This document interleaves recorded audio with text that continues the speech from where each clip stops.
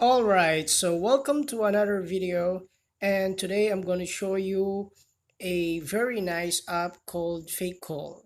Now you can use this app just in case you are talking with your friends and you don't want to hear what are they talking about, you want to leave them and you don't know how to ask permission, then you can just use this app. You can just tell them someone is calling and you have to leave them, something like that. Or you are talking to the people that you really hate and you want to leave them right away, you can just tell them someone is calling, and there you go. So you can just hit it on the app, and you can just click on or tap on call now, and there you go. So you can tell them someone is calling, you can actually answer the call, and Thank you. then there you go, you can also end the call. And the thing here, it's very nice, it's very simple. You can actually download the app in Google Play Store.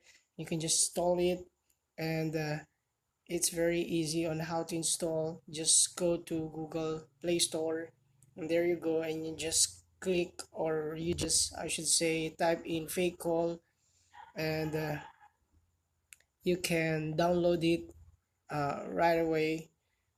There you go. I actually installed it in my cell phone, so you can just type in Fake Call on the Google Play Store, and there you go. You can download the app. So it's very useful.